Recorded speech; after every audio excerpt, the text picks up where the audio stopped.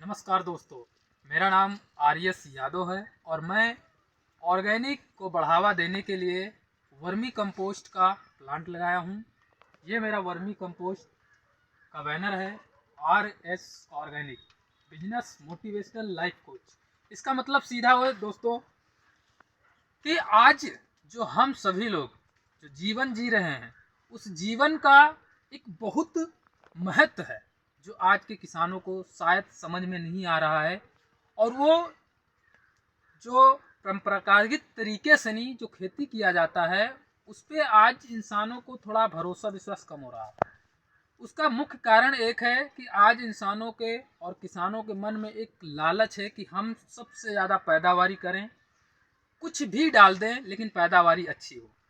लेकिन क्या पैदावारी अच्छी होने से अगर सेहत पे असर पड़ रहा हो, हमारी ज़िंदगी पे असर पड़ रहा हो, तो क्या हम उस पैदावारी को महत्वपूर्ण अपने जीवन में समझते हैं? मेरा मानना है मेरे दोस्त, नहीं।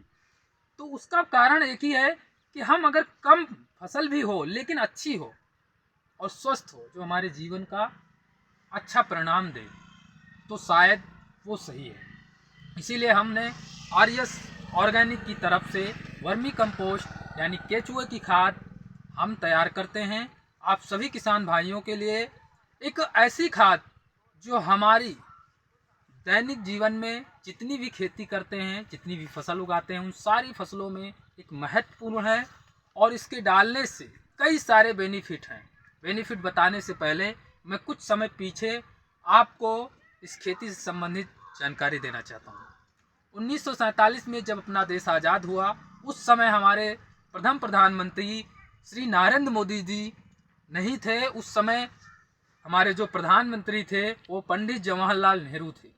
तो पंडित जवाहरलाल नेहरू जी प्रधानमंत्री जब थे तो उस समय उनके सामने एक ऐसी परिस्थिति आई कि हमारी जो हिंदुस्तान की जनसंख्या थी वो ज़्यादा से ज़्यादा ग्रोथ होने लगी, बढ़ने लगी।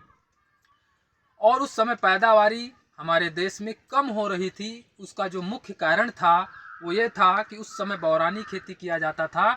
बौरानी खेती का मतलब क्या होता है कि हम एक खेत को दो भागों में बांट देते थे, एक भाग को छोड़कर दूसरे भाग में खेती करते थे। एक भाग में हम जितनी वेस्ट चीज़ें हैं वो डालते थे, उसके बाद में उसको हम एक साल के लिए छोड़ देते थे, फिर इधर एक साल के लिए छोड़ने के बाद में इधर हम फसल उगाते थे। इस तरीके से हमारे पास जितनी खेती थी उसके आधा भाग में खेती होती थी, बाकी आधा पड़ा रहता था। और जनसंख्या बढ़ने लगी थी, इसलिए बड़ी सारी दिक्कत परेशानियाँ और भुखमरी आई। उस समय हमारे पंडित जवाहरलाल नेहरू जी के सामने ऐसी स्थिति में कुछ नहीं समझ में आ रहा था। बहुत सारे साइंटिस्ट लोगों से इस चीज़ का रिसर्च करवाया कि अब इसका क्या निर्णय निकला जाए। तो सारे लोग बताएं कि इसको विदेश में जाए, आप देखो वहाँ पे कोई ऐसा निष्कर्ष अगर निकलता है तो आप वहाँ से कोई निष्कर्ष लेकर आइए। वहाँ पे गए पंडित जवाहरलाल नेहरू जी और वहाँ पे साइंटिस्ट लोगों ने उन्हें बताया कि आपके देश में जो खेती करने का तरीका है वो थोड़ा बदलाव करना पड़ेगा। सारे खेतों में आपको खेती करना पड़ेगा और कुछ चीज़ें हैं जो वहाँ पे बदलना पड़ेगा। जो खादें हैं वो बदलना पड़ेगा, जो वहाँ पे बीज वगैरह है वो बदलना पड़ेगा। तो जिसकी वजह से वहाँ से साइंटिस्ट लोग हमारे प्रधानमंत्री श्री पंडित जवाहरलाल नेहरू जी को 3 चीज़ें दिया था, जिसमें था पहला था नहर नाला और टिब्बल जो अपने देश में आया। उसके बाद में संकर बीज जिसको हम बोलते हैं हाइब्रिड बीज। उसके बाद में रासायनिक जिस पे हम लोग आधारित हैं आज के टाइम पर, यूरिया और डाया।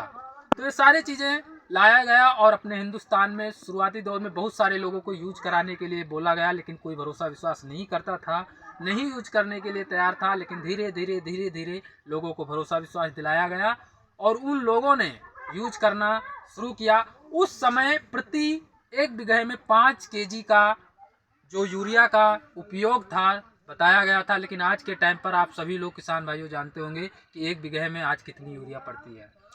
तो सीधा एक ही चीज़ है कि जो चीज़ें हम यूज कर रहे हैं, एक अगर उदाहरण के तरीके से समझा जाए कि मेरी जितनी भूख है अगर आप उतना खाना देते हैं तो शायद हम खा लेंगे, अगर खाना ज़्यादा हो गया तो वो खाना बेकार हो जाता है।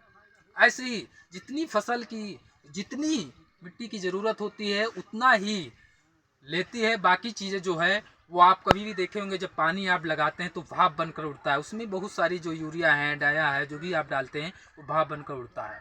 और वो भाप बनकर जब उड़ता है तो वो सारे इंसानों के ऊपर भी साइड इफेक्ट पड़ता है कि जब हम सांस लेते हैं तो उसके माध्यम से हमारे शरीर के अंदर वो विष जाता है। उससे हम बहुत सारी बीमारियां, जितनी बीमारियां आज बहुत सारी, अधिकतम उसी से बीमारी पैदा होती है। वही सेम जाता है हमारे जानवरों को, क्योंकि जो फसल हम उगाते हैं उसकी फसल के माध्यम से हमारे जानवरों को जाता है, उनके ऊपर बुरा प्रभाव पड़ता है, उनके पास भी दिक्कत परेशानी आती है, कई सारी बीमारियां आती हैं। तो इन सारी बीमारियों का जड़ अगर देखा जाए तो हमारा खान पान है, हमारा जो रासायनिक यूज करने का है, ये सारा चीज़ें हैं। तो मैं ज़्यादा समय की बात नहीं करूँगा, मैं कुछ समय और भी आपसे लूँगा। तो इसके माध्यम से हमने इन सारी चीज़ों को देखा, काफ़ी बढ़ावा दे रहे हैं ऑर्गेनिक खेती के ऊपर, काफ़ी सरकार सपोर्ट कर रही है। तो आप सभी किसान भाइयों को मैं भी बताना चाहूँगा कि आपके नज़दीक में ये प्लांट लगा हुआ है और इन चीज़ों को आप भी समझें और भरोसा कीजिए और आप इसको यूज कीजिए। आप स्वयं बनाकर इस चीज़ को यूज कीजिए, क्योंकि आपको शायद ये चीज़ मैं बता दूं कि जो यूरिया डाया आप यूज कर रहे हो, वो यूरिया डाया आपको यहाँ पे कम रेट पे सरकार दे रही है, लेकिन यही यूरिया डाया विदेश से इंपोर्ट होता है आपके इंडिया में, तो 70 से 75 रुपये केजी पड़ता है ये यूरिया डाया। तो आप खुद सोचो कि इतना पैसा विदेश जाता है। अगर वही चीज़ें हम यहाँ पे यूज करें अपने खुद से मैन्युफैक्चरिंग करके हर एक चीज़ प्रोडक्ट, तो शायद हमारी जो लागत है वो कम हो जाएगी, फसल अच्छी होगी। तो आप सभी किसान भाइयों को मैं यही बताना चाहूँगा कि आप वर्मी कंपोस्ट के ऊपर भरोसा विश्वास कीजिए और इस पर यूज कीजिए और एक रिजल्ट देखिए। बाकी मेरे दोस्त, हम अब इसकी बेनिफिट के ऊपर बताते हैं कि हमारा वर्मी कंपोस्ट खेती में फ़ायदा क्या क्या करता है। वर्मी कंपोस्ट, वर्मी मतलब केचुआ होता है, कंपोस्ट मतलब वेस्ट होता है, यानी सड़ना होता है। तो जो केचुआ खाते हैं और जो सड़ाते हैं उसी को हम वर्मी कंपोस्ट कहते हैं। बहुत सारे लोग के मन में विचार होगा कि वर्मी कंपोस्ट तो वही होता है जो देसी पास होता है।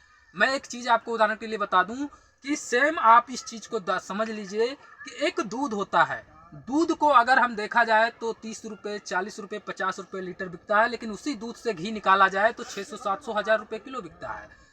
जबकि महत्वपूर्ण दूध से ही घी है, घी से दूध नहीं है। तो ऐसे ही सेम होता है